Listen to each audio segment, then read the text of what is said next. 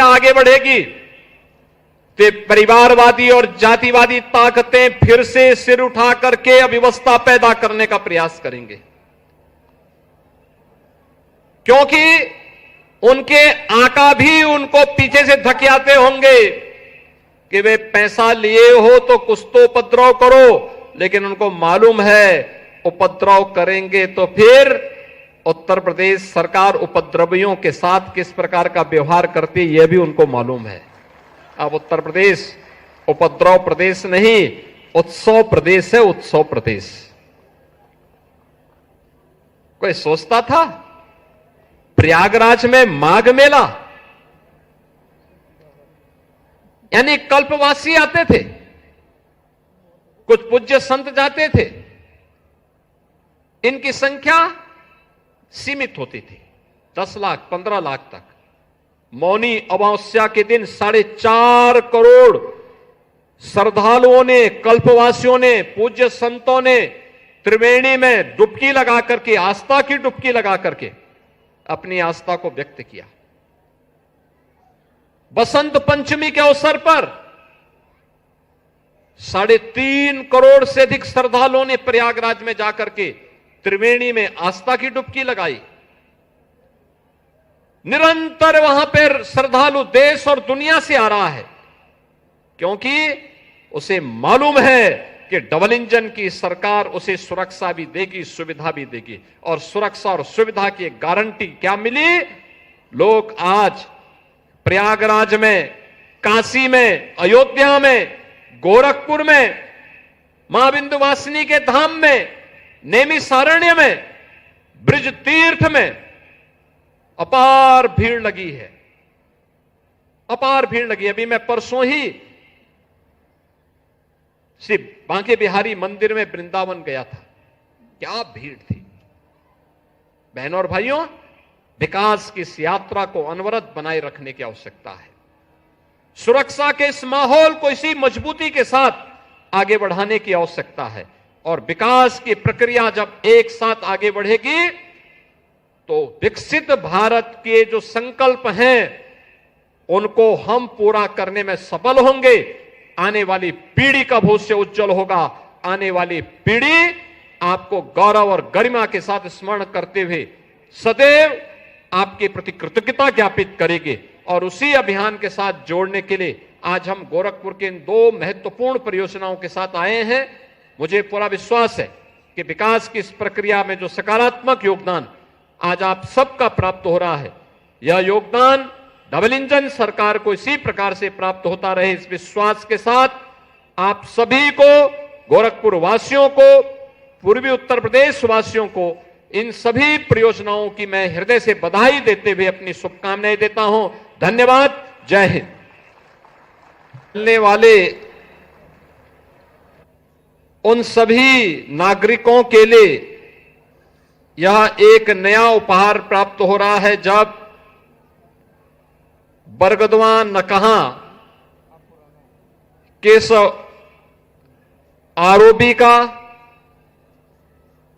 और खजांची चौराहे के फ्लाईओवर का ब्रिज का हम सब लोकार्पण के कार्यक्रम के उपरांत यहां पर उपस्थित हुए हैं। लगभग 250 करोड़ रुपए की लागत से बने हुए इन 2 महत्वपूर्ण परियोजनाओं के लिए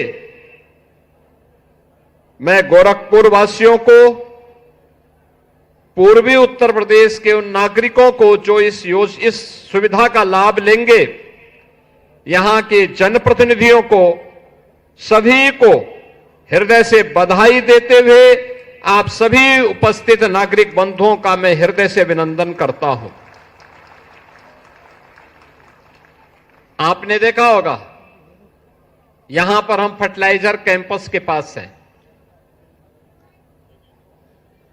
आज से 5 साल पहले ये क्षेत्र वीरान था। आज यहां पर फर्टिलाइजर का भव्य कारखाना है, सैनिक स्कूल है, एसएसबी भी है, चिलवा ताल का बेहतरीन सुंदरीकरण का कार्य भी हुआ है। और बगल में राप्ती नगर में आवासीय कॉलोनी का विकास, और उसके बगल में, उसके साथ ही वहां पर उत्सव भवन के साथ ही बीआरडी मेडिकल कॉलेज का एक नया भव्य स्वरूप भी हम सबके सामने अब देखने को मिल रहा है। ये जो मार्ग है, घंटों नकहा रेलवे क्रॉसिंग पर लोगों को जाम में फंसना पड़ता था।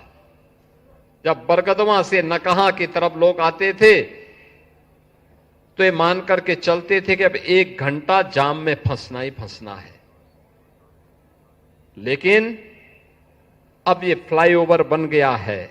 इस फ्लाईओवर ब्रिज के बनने के बाद अब जाम में नहीं फंसना पड़ेगा। अब फर्टिलाइजर की तरफ जाना हो, स्पोर्ट्स कॉलेज की तरफ जाना हो, आपकी यात्रा को सुगम और सरल बनाने के लिए यह एक नई सौगात आपको प्राप्त हुई है। इसके लिए मैं आपको बधाई देता हूं। बहनों और भाइयों, हम सबको याद रखना होगा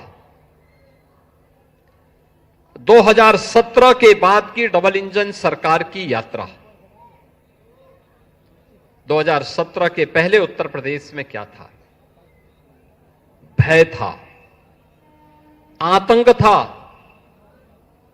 उपद्रव था, अराजकता थी, बीमारी थी, दंगे थे। न बेटी सुरक्षित थी, न व्यापारी सुरक्षित था। ये कौन लोग थे जो जाति की राजनीति करते हैं, जाति के नाम पर अपने परिवार की बात करते हैं, जाति के नाम पर प्रदेश के नौजवानों के भविष्य के साथ खिलवाड़ करते थे। ये वही लोग हैं जिन्होंने आप सबके सामने, प्रदेशवासियों के सामने पहचान का संकट खड़ा किया था। पहचान का संकट, ये वही लोग हैं जिनके कारण प्रदेश अपनी पहचान के लिए मोहताज हुआ था। नौजवान के सामने पहचान का संकट खड़ा हुआ था। आज मैं कह सकता हूं, आदरणीय प्रधानमंत्री मोदी जी के नेतृत्व में अब समस्या नहीं, समाधान की बात होती है।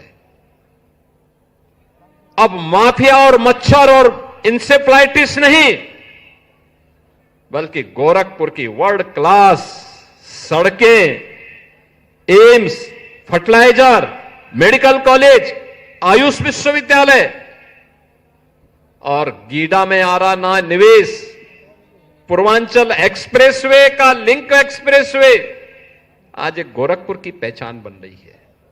एक नया गोरखपुर, नए भारत का नया उत्तर प्रदेश, तो नए उत्तर प्रदेश का नया गोरखपुर। और उस नए उत्तर प्रदेश के लिए अब बीमारू से ब्रेक थ्रू और ब्रेक थ्रू से पहचान की एक रिकोडिंग करने की प्रक्रिया के साथ अब उत्तर प्रदेश आगे बढ़ चला है। तो स्वाभाविक रूप से ये परिवारवादी और जातिवादी मानसिकता के लोग कैसे इसको बर्दाश्त करेंगे? जो दंगाइयों के हम परस्त थे, उनके सामने नाक रगड़ते थे दंगाइयों के सामने, आज जब दंगाई अपने बिल के अंदर घुस चुका है और जो घुसना नहीं चाहता था उसको जबरदस्ती नाक रगड़ करके आज प्रदेश को दंगा मुक्त करने का कार्य किया, तो उसके जितने भी हमदर्द थे वे सब परेशान हो उठे हैं, क्योंकि उन सब की आजीविका पर इसका बुरा असर पड़ गया है। हमने नौजवानों के लिए आजीविका के अवसर दिए हैं।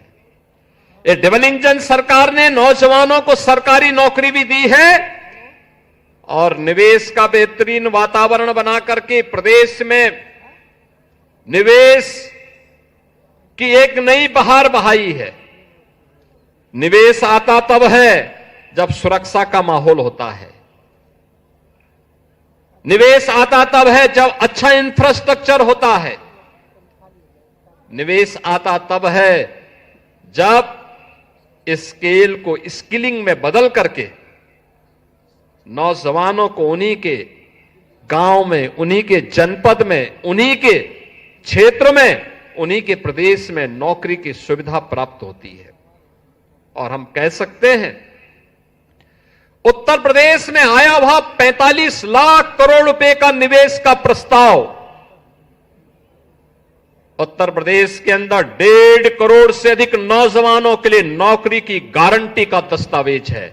और उत्तर प्रदेश के नौजवानों को इसके माध्यम से आज उत्तर प्रदेश के अंदर नौकरी मिल रही है। आप जाइए ना, फर्टिलाइजर हो या एम्स, आपको देखना है गीड़ा से लेकर के धूलियापार तक आज एक लंबी श्रृंखला उद्योगों की लग चुकी है। यहीं के नौजवान को यहीं पे स्किल डेवलपमेंट करते हुए नौकरी और रोजगार की सुविधा प्राप्त हो रही है। कोई सोचता था 4 लेन की कनेक्टिविटी होगी बरगदवा से नकहा के बीच, नकहा से स्पोर्ट्स कॉलेज होते मोदीपुर तक, फर्टिलाइजर तक,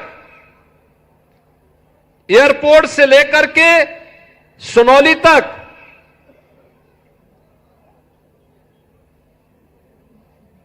गोरखपुर कलेक्ट्रेट से लेकर के वाराणसी तक हो या फिर लखनऊ तक।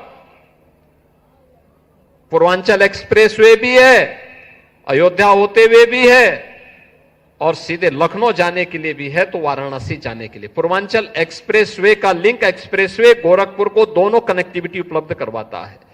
लखनऊ की दूरी को जो 8 से 10 घंटे लगते थे, अब मात्र 3 से 3.5 घंटे में आप लखनऊ की दूरी पूर्वांचल एक्सप्रेसवे से कर सकते हैं। वाराणसी की दूरी को मात्र 2.5 घंटे में पूरा कर सकते हैं। इतनी अच्छी सुविधा प्राप्त हुई है। रामगढ़ ताल ये माफियाओं को और मच्छरों को पनपाने का कभी एक केंद्र हुआ करता था, आज गोरखपुर को एक नई पहचान दे रहा है। वह पहचान है विकास की, स्किल मैन पावर के एक नए केंद्र के रूप में गोरखपुर के नौजवानों के मन में, पूर्वी उत्तर प्रदेश के नौजवानों के मन में विकसित भारत की संकल्पना के साथ आगे बढ़ने का जो जज्बा है, उस जज्बे का केंद्र बिंदु ये विकास दिखाई दे रहा है। और उसी विकास के साथ जोड़ने के लिए आज हम सब आपके बीच यहां पर आए हैं। मुझे प्रसन्नता है कि जैसा इंफ्रास्ट्रक्चर यहां पर है, ऐसे ही अयोध्या में, ऐसे ही लखनऊ में, ऐसे ही कानपुर में, ऐसे ही प्रयागराज में, ऐसे ही मिर्जापुर, ऐसे ही आजमगढ़, ऐसे ही वाराणसी, ऐसे ही बुंदेलखंड में भी और पश्चिमी उत्तर प्रदेश में भी आपको देखने को मिलेगा।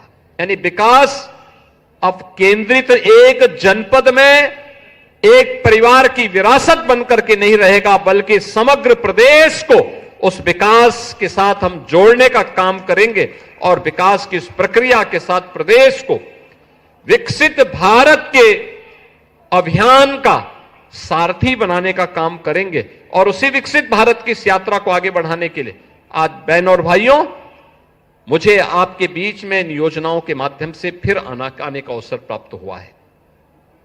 एक अवसर है हम सबके सामने। याद करना, जब भी विकास की प्रक्रिया आगे बढ़ेगी तो परिवारवादी और जातिवादी ताकतें फिर से सिर उठा करके अव्यवस्था पैदा करने का प्रयास करेंगे,